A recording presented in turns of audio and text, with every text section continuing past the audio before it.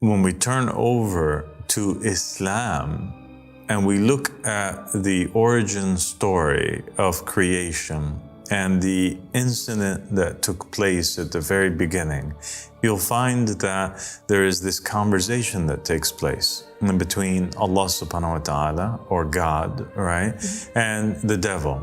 And God is he's deciding to appoint Adam as his successor, his representative, his caliph on the land.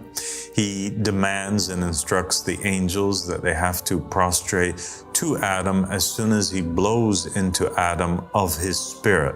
Iblis, Satan, the devil, Lucifer, he refuses to prostrate. And so God asks him the most important question, which is, why did you not prostrate?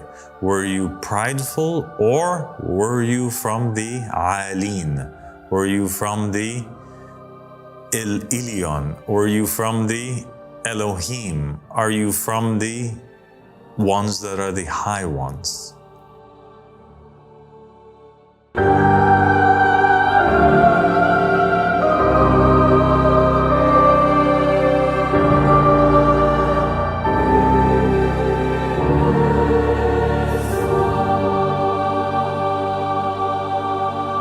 أعوذ بالله من الشيطان اللعين الرجيم بسم الله الرحمن الرحيم اللهم صل على محمد وآل محمد الأئمة والمهديين وسلم تسليما. Assalamu alaikum wa rahmatullahi wa barakatuh. My dear companion and sister Tiffany.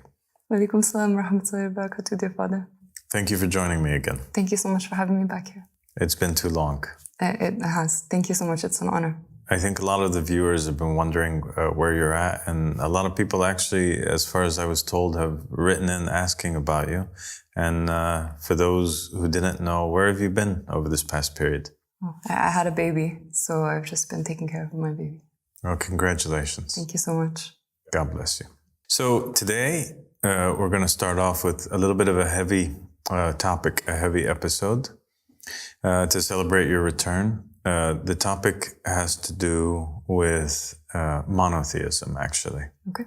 And it is this apparent contradiction that exists in the Abrahamic religions between monotheism and polytheism, hidden and sewn between the lines in the teachings of the religion.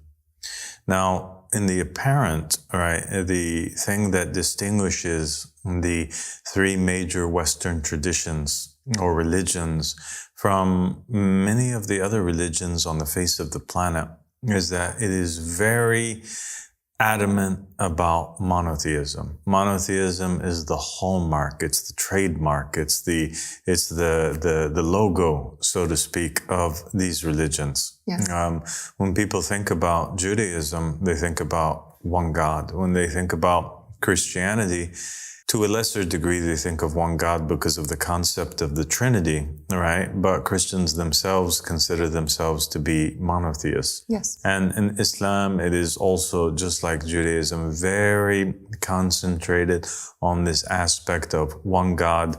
And the most important, perhaps, surah of the Quran is Kullu Allahu Ahad. Allahu Samad, lam yalid wa lam yulad wa lam yakun lahu kufuwan ahad, right? Which is to say that God is one, right? And until the end of the verse, distinguishing this idea that the Almighty God is one in nature. He's not three. He doesn't have a father. He doesn't give birth. He is by himself. You know, it's the God of Abraham, Isaac, Jacob, and the rest of the prophets and the messengers. Versus some of the other religions that exist in the world, like, for example, Hinduism, you know, or some of the other Afro-Brazilian type religions, whether it's Macumba or Voodoo, or these religions that have a pantheon or a group of gods or spirits that are worshipped by, or deities that are worshipped by the followers or the adherents of these religions. But when we look a little bit closer at these religions, one becomes confused a little bit, and things begin to, the whole image of it being strictly monotheistic seemingly begins to fall apart. And more evidence emerges that perhaps these religions were not just only not founded upon monotheism, but they actually might not be monotheistic religions at all, even today. Okay. Yeah. And so we'll go, for example, to the easiest example of them all, and that is one that is much spoken about. And that is the concept of there existing this word that's mentioned over 2,000 times in the Bible, which is the word Elohim. Elohim is a Hebrew word, and it basically, it's a plural word. It's not a singular word. And when they come to translate it in the Bible, they usually always translate it as God. But the word itself is a plural word. And the scholars of religion, when they look into the origin of the word, they find that it is a word that would mean the children of El, right? And so there's this God, and he is an ancient Canaanite God, and he has children. His children are called the Elohim, and he himself is called Father of the Gods. That's his title. And his name is El. Oh. And that's why you have these names that are in religion, or in Judaism, Christianity, and Islam, like Mikael, Michael, right? Jibrail, Gabriel, right? Yeah. So there's always this Il in the end, which is a reference to Il, who is the father of the Elohim. Wow. Okay. That's really interesting. I mean, it's one of those examples of how you have to actually go back to the original language in order to actually understand the meaning. And when you read a translation, it can actually lead you astray. So if the word is translated as God, but it actually has this etymological meaning, then we wouldn't know that unless we look deeply into it. Yeah. So it's incredible. But it's scary at the same time, and this is actually one of the reasons why a lot of scholars that study religion and study the Bible, they end up disbelieving in God altogether, or disbelieving in these religions, because they say, oh, okay, this is just another made-up religion that is actually polytheistic, and this. There are other sources which indicate, and they're actually religious sources in Judaism, ancient ones, and sources that are outside of Judaism that indicate, and the scholars have spoken about, and there's a lot that's written about this that people can research and look into. It's not the topic of the episode, so we'll just briefly go over it to mention, but this idea that Yahweh of the Old Testament used to have a consort or a wife, and that she was the God with him, a goddess. So there was two of them, the God Yahweh and his wife, and they were the object of worship in the very beginning. And then throughout time, they ended up with Judaism becoming more and more monotheistic in nature. They end up erasing the identity of the consort wife of Yahweh, and they focused more on the worship of Yahweh himself. And so now what we have is the religion of Judaism starting off, and its start is actually the start of also Christianity and the start of Islam, starting off with this concept that there was a God, but the God had a wife, and the God and his wife also had a bunch of children. Okay? Yeah. Now, follow me through on this. Okay. When we turn over to Islam, and we look at the origin story of creation and the incident that took place at the very beginning, also known as the story of Adam and Eve and them being banished from the garden, you'll find that there is this conversation that takes place between Allah subhanahu wa ta'ala, or God, right, and the devil. And God is he's deciding to appoint Adam as his successor, his representative, his caliph on the land. He demands and instructs the angels that they have to prostrate to Adam as soon as he blows into Adam of his spirit. So he's appointing Adam. He's making him a part of him, a representative of him. There's a connection between the two of them. Part of the spirit from God is going to be blown into Adam. And at this moment, all the angels are required to prostrate. Iblis, Satan, the devil, Lucifer, he refuses to prostrate. And so you have this scene where everybody prostrates, he's not prostrating. And so God asks him the most important question, which is, why did you not prostrate? Were you prideful, or were you from the Alin? Were you from the Elyon? Were you from the Elohim? Are you from the ones that are the high ones? So now there's a reference in the Quran to a group of people who are the high ones, who are above the very command of God. That when God is commanding everybody, all of creation, including the angels, to prostrate down to Adam, there is this group of people that are high above, that are referred to as the high ones, that they are above the law, they are above the duty, above the command of God, and they're not obliged to listen to God. Wow. So God's asking Satan, what's up with you? Were you one of them? Are you one of them? Are you a part of that group? Or are you just prideful? You just think that you are? Or what's the deal? Wow. That's crazy. I mean, that's huge. That's a huge revelation for people who believe in all three of these religions, because there we have a clue that, as you said, the origin of these three religions, it might not be as monotheistic as we thought. Exactly. And then you have the theme, Tiffany, that is reoccurring throughout the Bible and throughout the Quran, where God is referring to himself in the plural. Yeah, I noticed that. Did we not bring down the rain? Did we not create? We're the ones that do this. We're the ones that spread out the land. We're the ones that bring death. We're the ones that bring life. We're the ones that cause things to grow. We're the ones that cause things to shrivel and die, etc. So it's always in the we.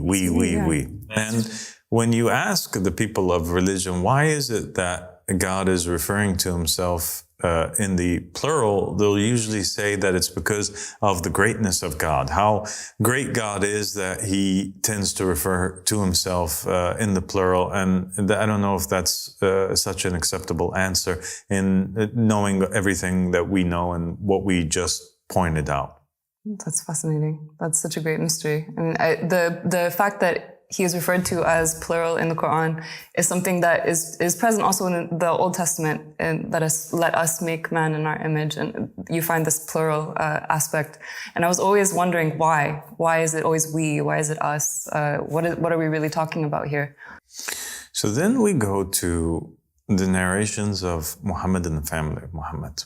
And we really look into their sayings, their narrations, their supplications, to try to understand and see what is up with this. Can we find any sort of meaning for this? And we find something that's even weirder that takes place. Something that goes against our very instinct as Muslims, Christians, or Jews, right? Okay. Because remember, now we're coming into conflict with all of these ideas and stories in our head. When we think of Muhammad sallallahu alaihi wasallam, we think of him entering into the Kaaba and bashing all of the other idols, and telling people there's only one God, and telling people that the greatest sin that one can ever make is to be a mushrik, somebody who associates something else with Allah subhanahu wa ta'ala, a polytheist. God can forgive murder, he can forgive adultery, he can forgive rape, he can forgive any horrible crime, even if your crimes reach up to the heavens, but he can't forgive this thing of associating something with God, being a polytheist. But yet this is where we find ourselves investigating. Mhm. And this is what we find that the origin of religion is from. And we have also Abraham, and we think of Abraham. And Abraham, that was his whole mission. He was disgusted by this idea that people would worship other gods. This multiplicity of gods was one that he rejected. Yeah, absolutely. So there can't be any other God but Allah. Yeah, it's confusing. Right? Yeah. But when we go into the narrations of Muhammad and the family of Muhammad, we find that there are actually some supplications. For example, in one narration, somebody asks one of the imams to teach him a special supplication. And he tells him to basically go into prostration and to say the following. And then a supplication is narrated, it's written in the books. And it says, for the Shia or the individual who is asking to say, O Lord of Lords, O King of Kings, O God of Gods. Okay. And so then that opened up a gigantic discussion between the scholars and the followers of the religion of Islam for the centuries to come. Okay. Some scholars would say, what does this mean? If Muhammad and the family of Muhammad are saying to say that God is the Lord of Lords, then that wouldn't be an appropriate thing to say unless there actually were other lords other than Allah subhanahu wa ta'ala. Right. There must be other kings other than Allah subhanahu wa ta'ala. There must be other gods then other than Allah subhanahu wa ta'ala. And so they took each section of the dua and they began to discuss it. And they said, well, in terms of the kings, this could refer to earthly kings. So God is the king above all earthly kings. That we can accept, and that is not in contradiction with monotheism. Yeah. Lord of Lords, okay, well, in the Quran, Joseph refers to the Pharaoh that raised him, the father of Akhenaten, as being his Lord. Okay. He said, my Lord did good to me, all right? Yeah. So in that sense, if we're going to think of it that way, and if we're also going to use in the Arabic language the word Rabb to refer to Rabb al-Usra, and not just a God or the Lord of the family, all right? Instead of being a word that refers exclusively to God, or Rabb al-Amal, because these are words, right? In the dua, it says Rabb al-Arbab, which would translate to a Lord of Lords. But you also have in Arabic Rabb al-Amal, which refers to Lord of the work, which would mean what? Your boss, essentially, yes. right? In your work, the employer. You have Rabb al-Usra, which means the head of the family, right? Which refers to the father. So in the Arabic language, using the word Rabb would be okay then, because it is known and it's understood that it's not referring to God, but it's referring to somebody who is an authority figure, either in work or in the family or in some sort of social setting with other human beings, right? Yeah. Okay. Makes sense. Okay. So it makes sense. So being the Lord of Lords might mean just being like, he's the ultimate father. He's the ultimate boss. He's the ultimate authority out of all the people on the earth that have roles of authority. Yeah. But when we come to the word الآلهة, the God of gods, this is a different story. You cannot find anybody in any earthly position at all that is referred to as an ilah or a God. You only have Allah, the God, right? Yeah. Or al-ilah, the God, or ilah, God, to refer to the one God of Christianity, Judaism, and Islam, to refer to the Father up above, the God that sent the prophets and the messengers, etc. But in this supplication, it's saying that we should say the God of gods. So who are the gods that have above them a higher God or a higher being? This is the great mystery. I mean, that's a huge question. And this is a very unnerving supplication if you think about it, because it calls into question all of these belief systems. Yeah, I would like to know the answer. Yeah, it does call into question all of these belief systems, and it's quite problematic, especially when the religion of Islam, on the one hand, was so offended and adamant about removing the title of God from somebody like Jesus Christ. So who could these gods be? You have to understand that in the religion of Islam, especially in Shia Islam, right? So let's leave Sunni Islam for a moment, because Sunni Islam is not like Shia Islam. In Shia Islam, it is more like Catholicism than it is the Protestant faith. There are saints, there are intercessors, there are beings that have reached high stations that serve as kind of doors between us and the ultimate God. And they have godlike power and authorities. And the beings that are at the highest station in Shia Islam that have wilaya takwiniya, or the authority over the universe according to the traditions, they have superior knowledge. They have the ability to say to a thing, be and it is. They have this kind of ultimate control, is Muhammad and the family of Muhammad, is specifically the Ahl Kisa, or the people of the cloak, or the people of the cloak, and the 9 individuals that come after Imam al-Hussein alayhi salam, that make the 14 infallibles in total, which is Muhammad, Fatima, and the 12 Imams, right? Yes.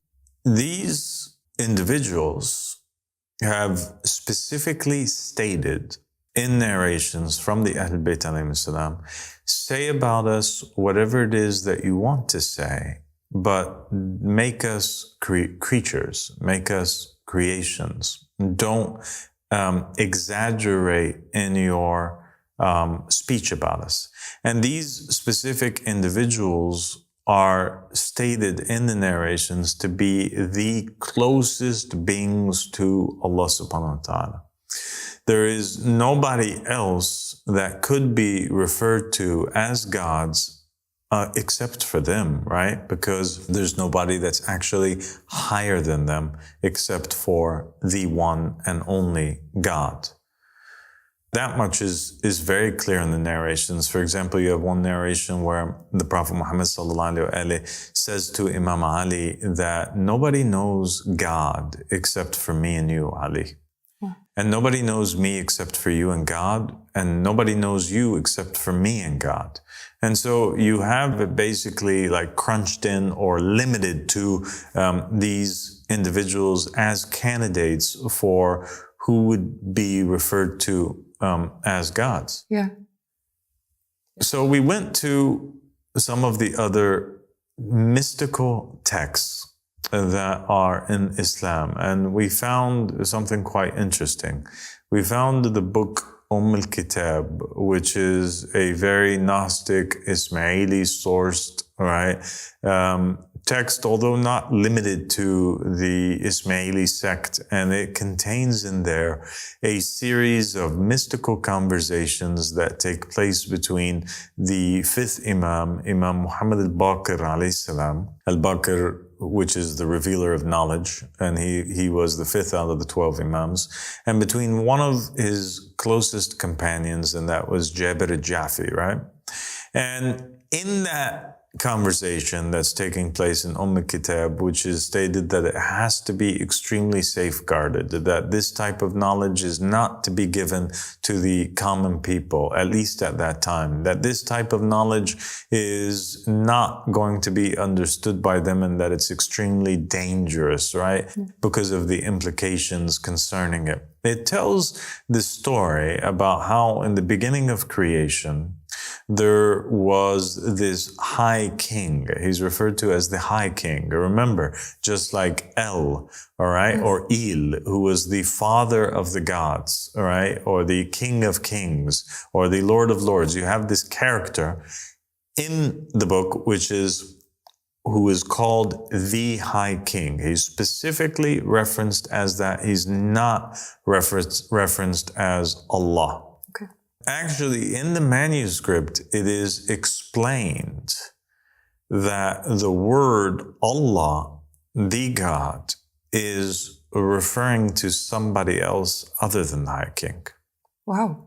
That the word Allah is actually referring to 5 individuals.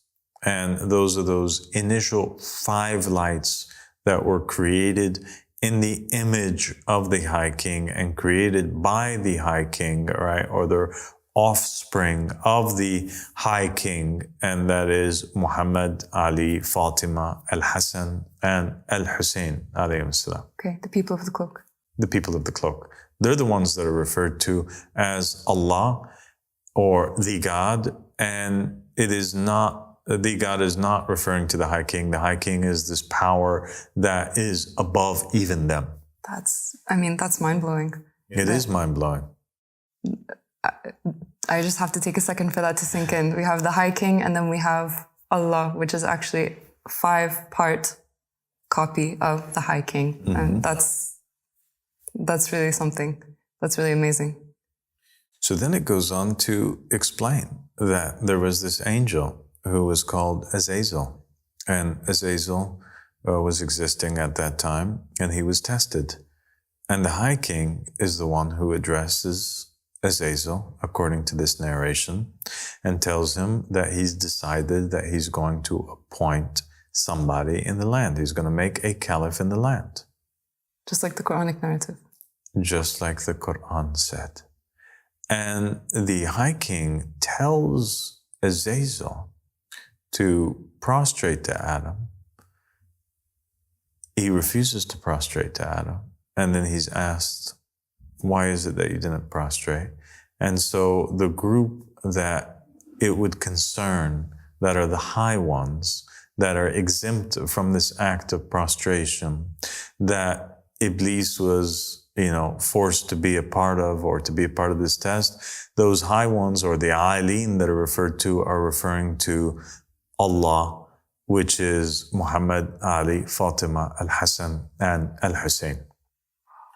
The script also states that Iblis struggled with the concept of monotheism itself, and that when he said the words Qul huwa Allahu ahad, right? He was referring to that these words were the words of Iblis. So when the implication in the narration is that God tells him to prostrate to Adam, he refuses to, and he says, say God is one, right? So he's trying to say, well, I'm not going to be a polytheist. This is not my God. I only prostrate to God. But when he said, Qul huwa Allahu ahad, what was meant by Allah, or say that God or Allah is one, he was referring to the unity of those 5 lights, which are Muhammad, Ali, Fatima, Al-Hassan, and Al-Hussein. But he himself, inside of himself, still had doubts concerning that, was not so convinced about that, but that the statement, Qul huwa Allahu ahad, the word Allah, was a reference to those 5 lights that were initially one light, that was the creation of the being that was called the High King in the manuscript al-Kitab. That's fascinating. And that adds a whole new layer into the story of Iblis and what he struggled with. And there was always this question of how can somebody who had reached such a high station then doubt in God? And it wasn't just about Adam, but it was also about Allah. Wow. So now when we take what's written in the manuscript and we match it with everything else that we've spoken about, it's all going together. It's all clicking now, like a puzzle that the pieces begin to come together. yes, you have this ultimate God. Yes, you have this Father God that's above.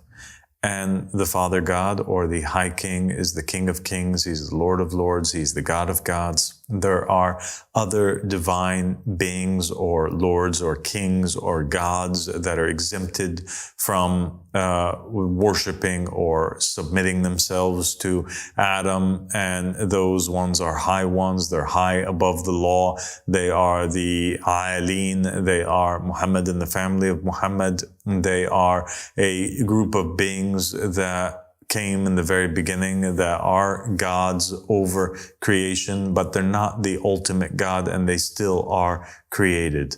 Okay, so now everything's beginning to click together, and the plurality that existed in the Quran and in the Bible, it's no longer an issue, especially when we look at some other narrations that indicate and explain the plurality in the Quran when it says that verily we're the ones who bring down the remembrance, verily we're the ones who do such and such, as being a God and Muhammad and the family of Muhammad. Yes. So now the entire thing makes sense and it clicks, and Muhammad and the family of Muhammad have this title, and the title is that of being gods. Wow. But they're still not the ultimate God. Yes.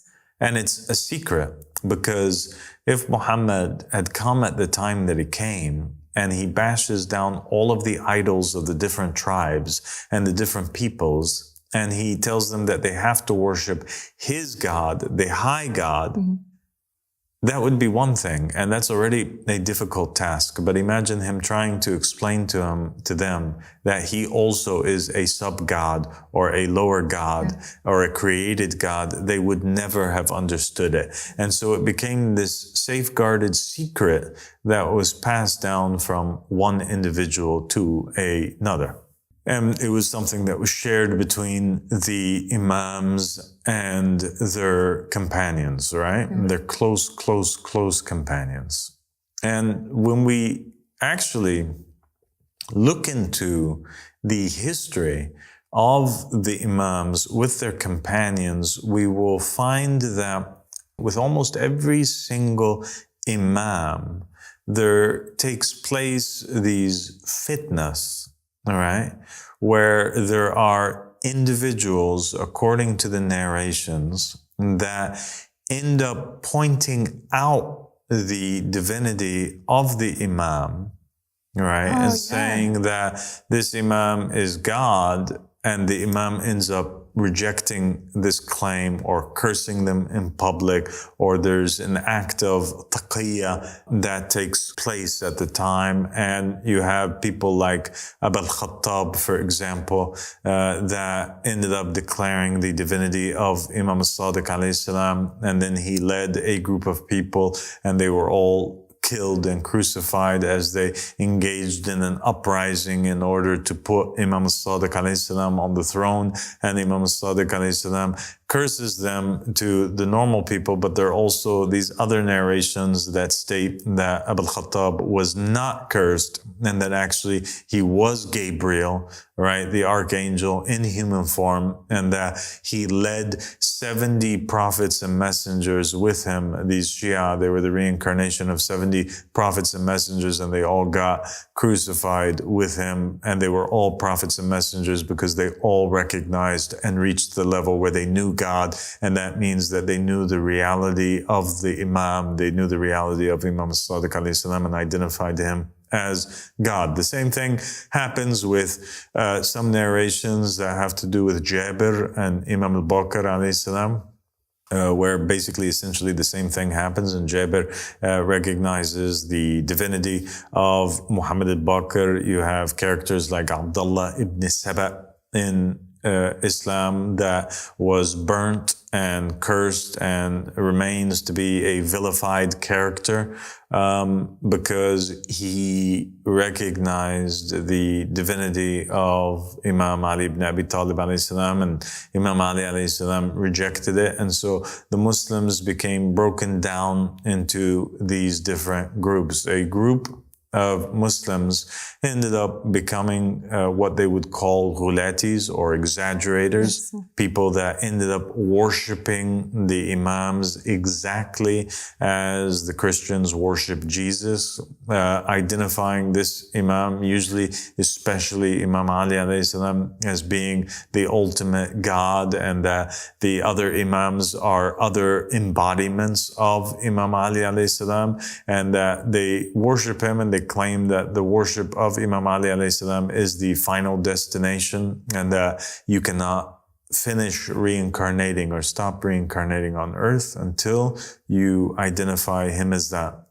You have other Muslims that say that this is complete shirk against Islam, against everything that the Prophet Muhammad taught, that the Prophet Muhammad sallallahu alaihi wasallam said in narrations that I would tell you about the traits of Imam Ali alayhi salam and speak about them if I wasn't afraid that you would worship him. So he was afraid that the people would worship Imam Ali as they worship Jesus, thereby leading the Muslims once again into polytheism and going astray. And so you have this confusion that occurs between the ghulat, or the exaggerators, and the shortcomers, or the muqassirin in the narrations that recognize that the imam is the imam, but they fall short of giving the imam all the props or all the recognition that he deserves, or being able to give him his rights by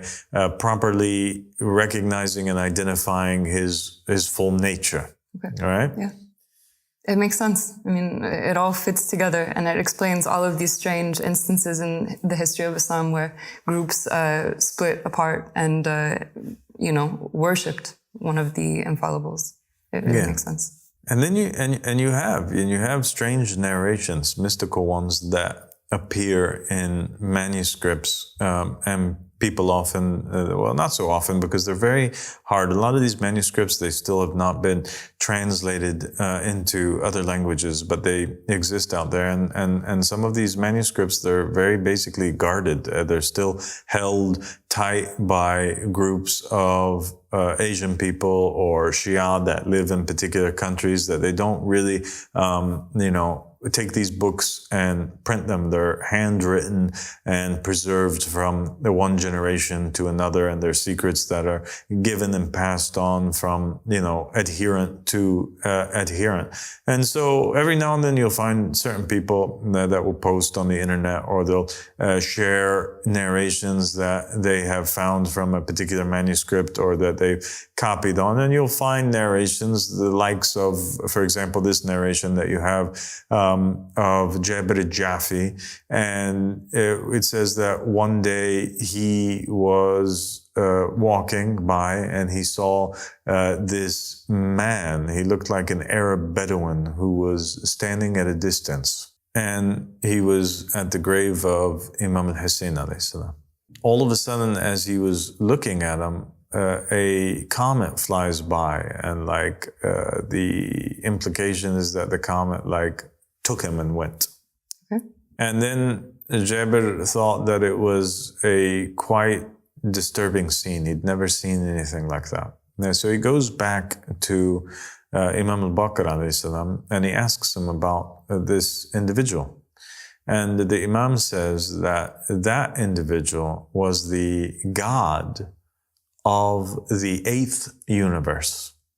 He was the God of the 8th universe, and he had come here to visit al-Hussein alayhi salam, or visit the grave of Imam al-Hussein alayhi salam.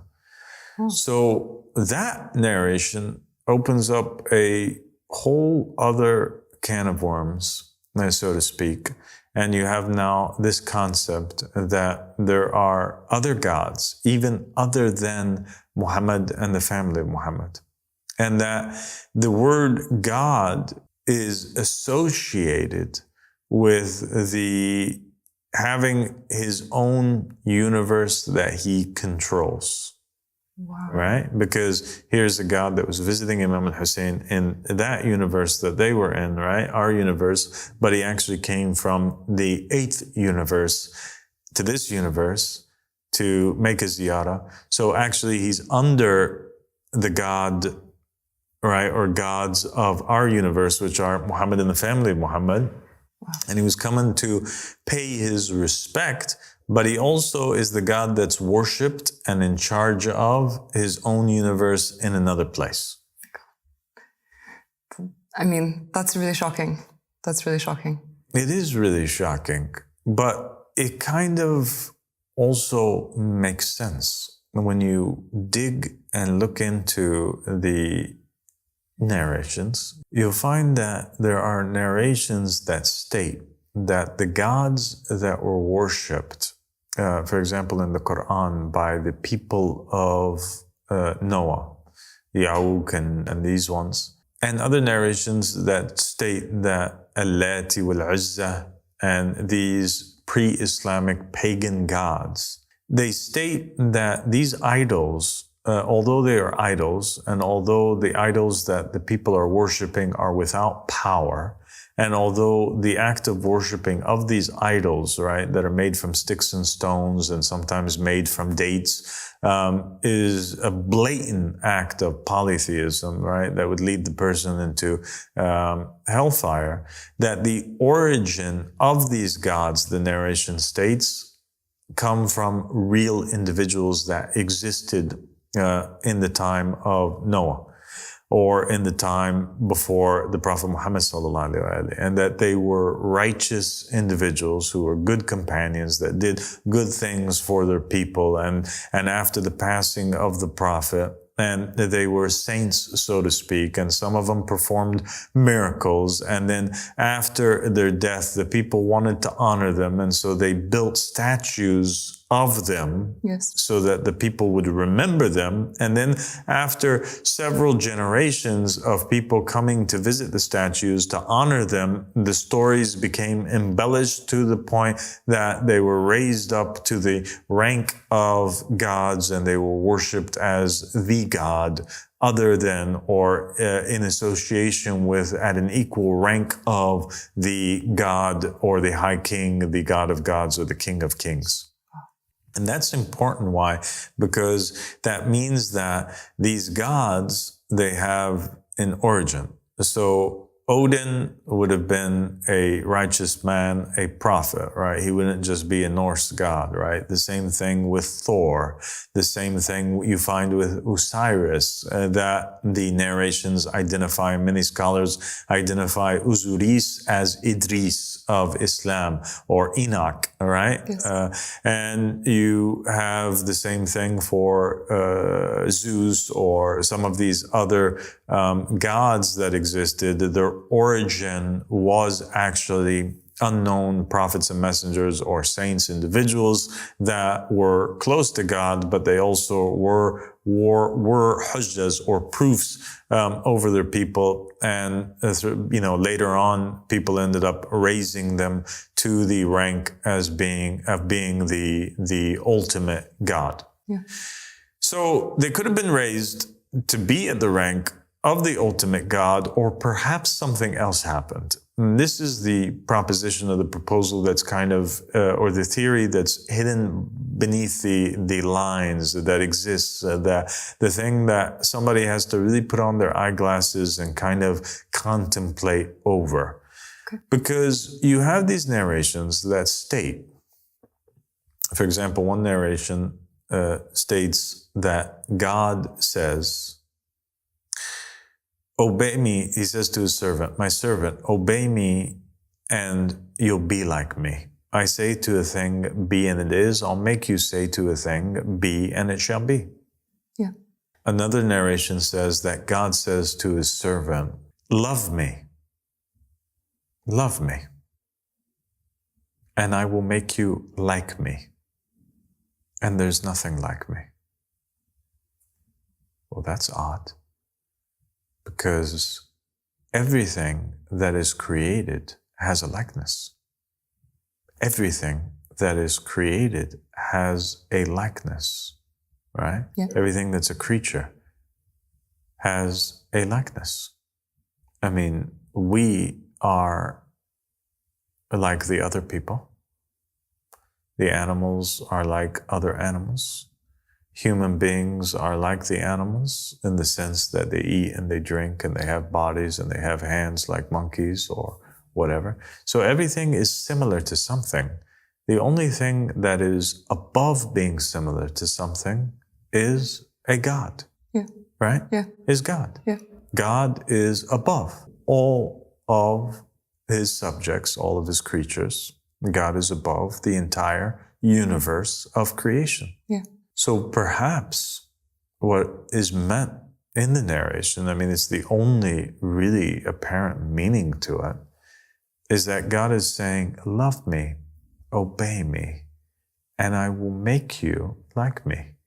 If you obey me and love me enough and follow in my footsteps, one day I will take you and I will give you your own universe, and you will be the God of that universe. You will be like me. You will say to a thing, be and it is. Whoa. Oh my gosh. Wow. I mean, that's a meaning to that narration that would have never crossed my mind. So now you have what? Now you have the journey of the seeker, the student, the disciple, the believer, the Shia, going from one where he has to find his Lord, recognize his Lord, emulate his Lord, be a good slave to his Lord, all because his Lord wants to free him at some point and make him like him and grant him as now an adult, a fully developed spiritual being. He will give him the next stage, right? The next thing. He will give him what he gave himself: kingship, authority, lordship, godhood over a particular universe, and a universe which is probably of his own construct and of his own creation. That's why we have narrations, and even Imam Ahmed al-Hassan alayhi salam, he spoke about how Muhammad and the family of Muhammad, there are worlds that are out there that they are, or some of the prophets and the messengers are, rulers over, or universes or worlds or planets that they created, or creatures or creations that they created. And I kind of left some of this in the book, The Goal of the Wise. People can read about it. And yeah, so it's an interesting secret that's hidden in there, and that ultimately, as Imam Ahmed al-Hassan taught in the book of monotheism, and as he said to me directly, he said that the thing about it is, though, that all of the Ahl al-Bayt alayhim salam, whether it's Muhammad, Ali, Fatima, al-Hassan, al-Hussein, whether it's the God of the eighth universe, whether it's somebody who reaches the rank of godhood as explained in the book of monotheism that's written by Imam Ahmed al-Hassan, all of these individuals, they still have a God that is over them. They still have a creator that's over them. And that in the end of the day, even though there does exist many quote unquote gods, in reality, there is only one true God, the High King, the ultimate God, the one who is referred to as Huwa, the one who's referred to as He, the one who nobody knows Him and there's nothing that's like Him, and that created Allah subhanahu wa ta'ala, or the perfect representative, or the perfect reflection of Him in the world of creation, in order that He may be known by proxy, and that as you grow in knowing of God, there has to come a point where you go from, being the ultimate generous person, the ultimate, benevolent person, to the ultimate creator. and the ultimate one who sees and hears, and to carry out some of these functions, to be the creator and reflect that name from God, you have to be delegated the universe or act in a simulation or in a physical reality as God acts over all creatures, because that's the whole next level of understanding and coming close to and knowing how God is, because now you're actually fulfilling the role of God amongst creatures, and you're able to know his wisdom even more so and be closer to him than even before. That's fascinating. I think that this is such a deep topic, and I really understand why monotheism throughout time has been simplified and simplified, because it's actually such a vast topic, and in order to really understand it, you have to understand the true meaning of it. And the intellect of the people was not always, ready to receive that information. But I just want to say thank you for taking me on this journey of exploring the true meaning of monotheism and the implications of that. And I just really appreciate everything that you've taught me today. Oh, God bless you, Tiffany. And I appreciate you being here on this episode with me and coming back after your birth. And I appreciate all the other episodes, and I think everybody's missed you, and we look forward to having you in many more episodes to come. And congratulations on the birth of your beautiful baby girl, Genesis. Thank you so much, Father. God bless you. Assalamu alaikum. Wow. I feel like my mind has been opened in so many ways by today's episode, and I hope that you learned as much as I did. And it makes sense, when you think about it. The narrations state that God created the creation so that they may know him. And the only way that you can truly know something is if you become like that thing, if you dissolve into that thing. And there are many examples. I mean, a practical example that we can think about is like a child. A child cannot understand their parents until they themselves become parents, and then they walk in their shoes, and then they can truly understand. And it is no different with God. There's just so much to think about from today's episode. I feel like I'm one step closer to understanding truly what monotheism is.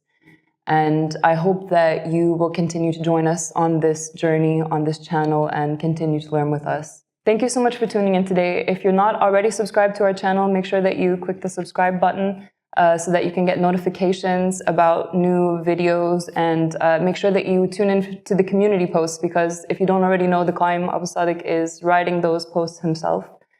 And make sure that you subscribe to our membership-only platform, because there's exclusive content only for members of the channel. And make sure that you continue this journey with us.